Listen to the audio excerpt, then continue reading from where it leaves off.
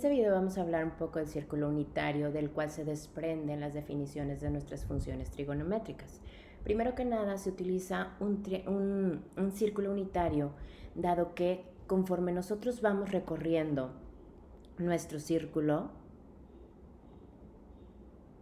con respecto al eje de las X y formando una intersección con la circunferencia, es posible formar diferentes ángulos con respecto al origen. ¿Ok? ¿Por qué se llama círculo unitario?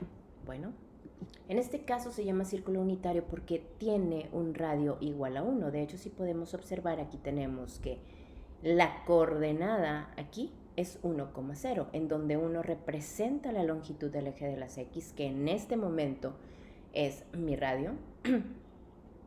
Aquí tenemos con respecto al eje de las Y que la coordenada es 0,1, en donde ahora el eje de las Y representa mi radio, y así sucesivamente conforme vamos llegando a cada uno de los ejes, ¿ok?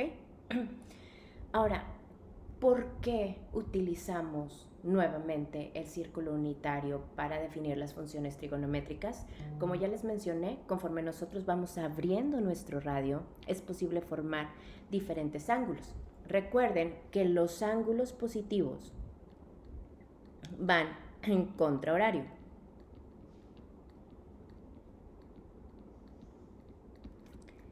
Y los ángulos negativos van a favor de horario. Una vez que nosotros abrimos nuestro radio y que formamos un ángulo θ con respecto al origen, intersectando la circunferencia en un punto X, Y, también es posible formar un triángulo rectángulo si unimos una de las orillas del radio con un punto en el eje de las X, en donde se forma el ángulo de 90 grados. Aquí podemos ver que en el eje de las X se forma el cateto adyacente al ángulo, y que en el eje de las Y o paralelo al eje de las Y tenemos el cateto opuesto al ángulo. Aquí voy a poner nuevamente Y.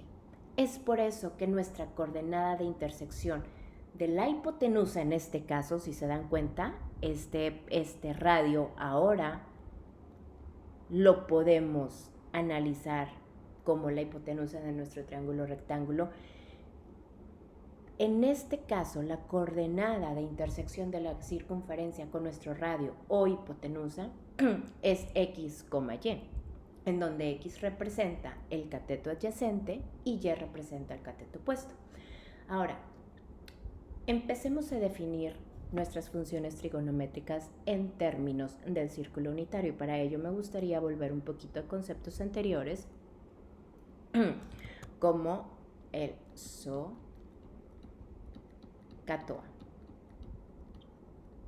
¿Ok?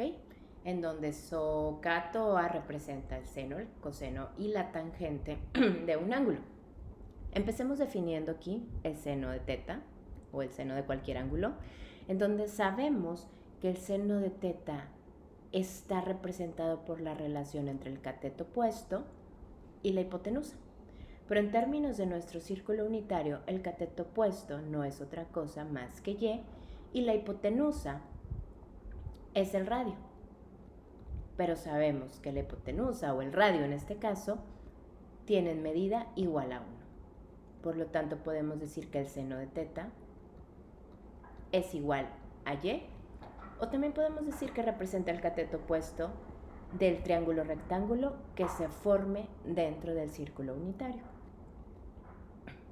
Continuemos con el coseno de θ ahora, en donde sabemos que la relación que existe entre, que la relación que describe a esta función trigonométrica es la del cateto adyacente entre la hipotenusa, o bien X entre el radio, pero en este caso sabemos que el radio es 1.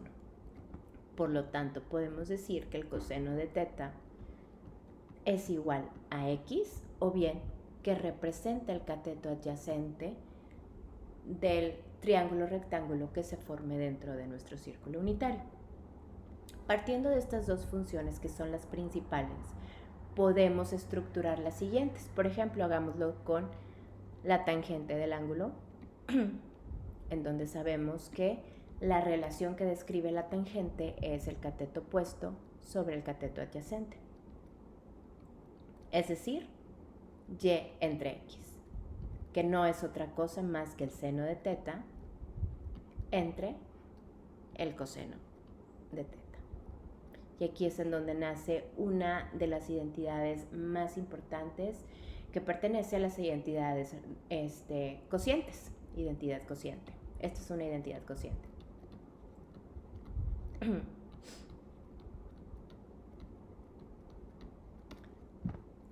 Después de haber definido seno y coseno, podemos decir o podemos reescribir esta coordenada también como el coseno de teta, coma, el seno de teta. Y entonces veamos también, para cerrar, la ecuación que describe al círculo unitario. Primero que nada partamos de la ecuación que describe cualquier circunferencia, que dice que x cuadrada más y cuadrada es igual al radio al cuadrado. Si se dan cuenta, esta ecuación es muy parecida a una fórmula que ya conocemos y que hemos venido trabajando a lo largo de muchos cursos de matemáticas, que es la del teorema de Pitágoras, en donde x representa uno de los catetos, x y y representan los catetos y r representa la hipotenusa. En este caso, como estamos hablando del círculo unitario, podemos reescribir esta ecuación como x cuadrada más y cuadrada igual a 1. ¿Por qué igual a 1? Porque nuestro radio en este caso es 1, ¿ok? Si lo vemos en términos de un triángulo rectángulo, podemos decir que x cuadrada es el cateto adyacente al ángulo, y cuadrada es el cateto opuesto al ángulo al cuadrado, y pues nuestra hipotenusa sigue siendo 1 en términos del círculo unitario. Pero también hemos visto que el cateto adyacente no es otra cosa que el coseno del ángulo y que el cateto opuesto no es otra cosa que el seno del ángulo. Entonces reescribamos nuevamente esta expresión en términos de nuestras funciones trigonométricas, donde tenemos que el cateto adyacente es el coseno al cuadrado de teta más el cateto opuesto es el seno al cuadrado de teta y nuestra hipotenusa sigue siendo 1. Aquí nace otra identidad de interés que pertenece a las identidades pitagóricas.